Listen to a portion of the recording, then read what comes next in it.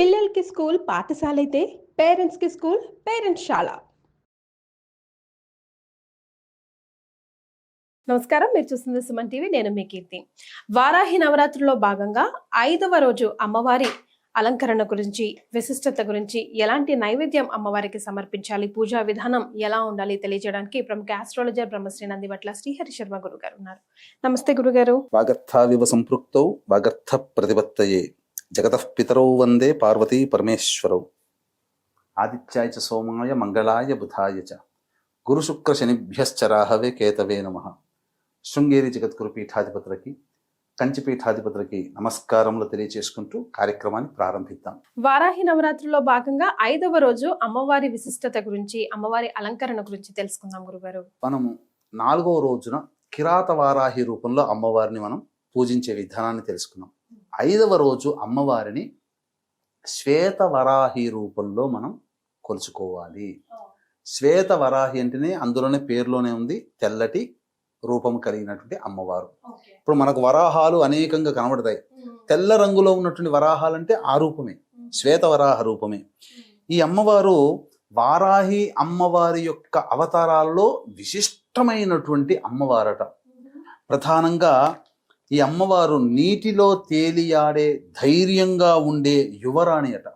అంటే యువరాణి అంటే ఏంటి?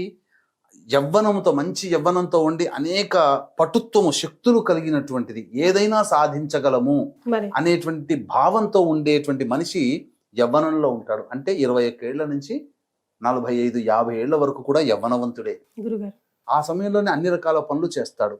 ఇలాంటి నీటిలో తేలియాడే యవ్వనమైనటువంటి రూపాన్ని కలిగినటువంటిది. ప్రధానంగా ఈ అమ్మవారిని గనక పూజించినటువంటి వాళ్ళకి చక్కటి సత్సంతానం కలుగుతుంది. మనకు అష్టలక్ష్ములలో సంతాన లక్ష్మి కూడా ఉంది కదా. లక్ష్మి యొక్క మరొక అవతారమే వారాహి అమ్మవారు కదా.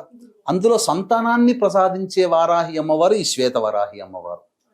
ఇక తరువాత ఈ అమ్మవారు ఎవరు అంటే రాముని చేత శిలగా మారబడినటువంటి వైశ్రవుని యొక్క కుమార్తె అని కూడా మనకు పురాణాల్లో చెప్పబడి ఉంది. ప్రధానంగా ఈ అమ్మవారి యొక్క విశిష్టత ఏంటనంటే సృష్టి స్థితి లయకారకాలలో లయకారకుడు పరమేశ్వరుడు.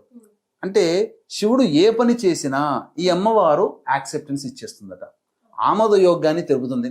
నువ్వు చేసే ప్రతి పని కరెక్టే నాయనా, నీకు ఆమోదయోగ్యం అని ఈ అమ్మవారు ప్రింట్ వేస్తుంది. ఇది ఈ అమ్మవారి యొక్క విశిష్టత. ఈ అమ్మవారిని పూజించడం ద్వారా, ఈ అమ్మవారికి సంబంధించినటువంటి హోమం చేయడం ద్వారా శారీరక మానసికంగా పుష్టి, స్థిరత్వం కలుగుతుంది. మానసికమైనటువంటి దుర్బలత్వంతో ఉన్నటువంటి వాళ్ళు, డెసిషన్ మేకింగ్ ఇప్పుడు మాట్లాడి వెంబడే నిమిషానికి మార్చుకునే వాళ్ళు, చంచలమైనటువంటి మనస్తత్వం ఉన్నవాళ్ళు, మానసికంగా ఎదుగుదల లేనటువంటి వాళ్ళు ఈ అమ్మవారిని పూజించడం ద్వారా ఆ సమస్యలన్నీ కూడా పోతాయి.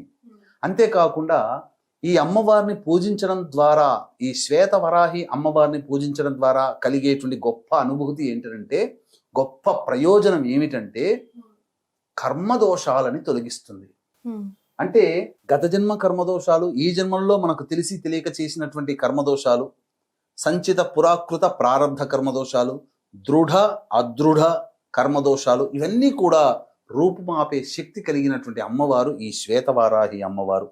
ఈ అమ్మవారిని పూజించడం ద్వారా కీర్తిని ప్రసాదించగలుగుతుందంట, కీర్తిని పొందగలుగుతాం. అంటే ఏంటి దీని అర్థము?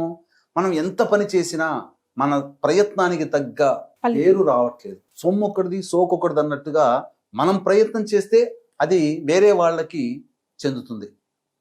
ఇప్పుడు ఒక సాఫ్ట్వేర్ వాళ్ళు ఒక ప్రాజెక్ట్లో జాయిన్ అవుతారమ్మా, కొంతమంది టీమ్గా 75-80% కంప్లీట్ చేస్తారు.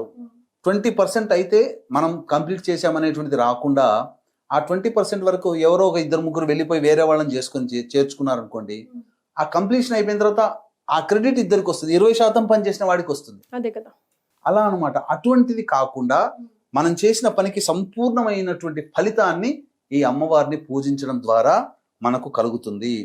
కాబట్టి ఈ అమ్మవారిని ఈ విధంగా పూజ చేసుకోవాలి 5వ రోజున. ప్రతిరోజు కూడా ఒక్కొక్క అవతారం, ఒక్కొక్క రూపంగా ఉంది కదా. శ్వేతవరాహి అంటే అమ్మవారు తెల్లటి వస్త్రాలు ధరించి చక్కగా యవ్వనములో ఉన్నటువంటి, ఇప్పుడు మనము వారాహి అమ్మవార్లు ఉంటాయి ఫోటోలు చూస్తే, మధ్య వయస్కురాలు, ముసలితనం, ప్రౌఢత్వం వచ్చినటువంటి ఆ ఫోటోలో కనబడుతుంది మనకు. పక్కగా మీ వర్ణన నేను అలాగే ఊహించుకుంటున్నాను ఆ గురుగారు. యొక్క మనస్సులో ఆ తెల్లటి వస్త్రాలు ధరించి తెల్లటి రూపం, శరీరం కాంతి కూడా తెల్లగా ఉండాలట. ఆ తెల్లటి ఉన్నటువంటి రూపాన్ని ధ్యానం చేసుకుంటూ అమ్మవారిని గనక 5వ రోజున గనక శ్వేతవరాహి రూపంలో వారాహి అమ్మవారిని గనక పూజ చేసుకున్నట్లయితే ఈ చెప్పబడినటువంటి ఫలితాలన్నీ కలుగుతాయి. చాలా మంది పూజలు చేసుకుంటూ ఉంటుంటారు. ఈ పూజలు చేసుకునేటువంటి వాళ్ళకి ఒక వెలితి ఉంటుంది. ఇంత చక్కగా పూజ చేసుకుంటున్నాం 9 రోజుల పాటు.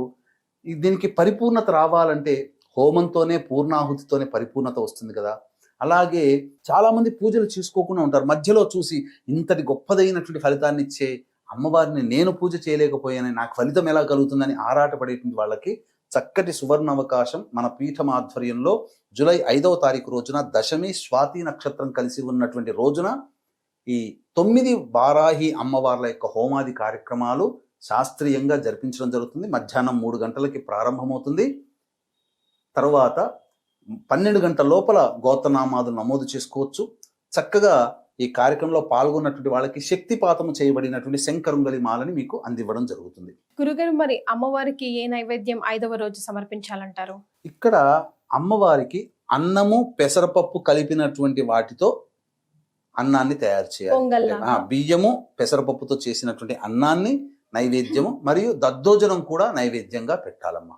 రైట్ గురుగారు. ఇంకొక విశేషం కూడా ఉందమ్మా. ప్రత్యేకమైన విశేషం ఏంటంటే ఈ వారాహి నవరాత్రులు ప్రారంభమయ్యేది ఆరుద్ర నక్షత్రం. 10వ తేదీ అనగా శుక్రవారం నాడు అమ్మవారి ఉద్వాసన చెయ్యకూడదు కాబట్టి శనివారం నాడు దశమి తిథి రోజున ఉద్వాసన చెయ్యాలి. కానీ ఆ శనివారం దశమి తిథి రోజున ఉన్నది కూడా స్వాతి నక్షత్రం. అంటే ప్రారంభించే రోజు, సమాప్తమయ్యే రోజు రెండూ కూడా రాహు నక్షత్రాలే.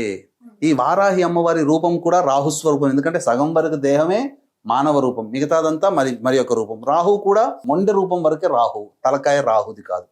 కాబట్టి ఈ రాహు నక్షత్రంలో ప్రారంభమై రాహు నక్షత్రంలో నవరాత్రులు సమాప్తమవుతున్నాయి. కాబట్టి ఎవరైనా ఈ వారాహి అమ్మవారిని చేసుకుంటే ఖచ్చితంగా ఈ సంవత్సరం అంటే 2025 చెడు కాలం చూస్తున్నాం. ప్రపంచమంతా హాహాకారాలు చేస్తున్న యుద్ధాలు, వాతావరణం, ఆస్తి నష్టం, జన నష్టం జరుగుతుంది, ప్రకృతి విపత్తులు వస్తున్నాయి. అటువంటి సమయంలో ఈ అమ్మవారిని ఆరాధన చేయడం ద్వారా మనం రక్షింపబడతాము. దైవానుగ్రహం మనకు కలుగుతుంది, మనకు మన కుటుంబానికి కలుగుతుంది.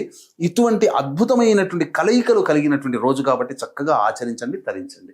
చాలా సంతోషం గురుగారు. కులంకుశంగా ప్రతి ఒక్కటి కూడా వారాహి అమ్మవారికి సంబంధించి వివరించారు. ధన్యవాదాలు. సర్వం శ్రీ ఉమామహేశ్వర పరబ్రహ్మార్పణమస్తు.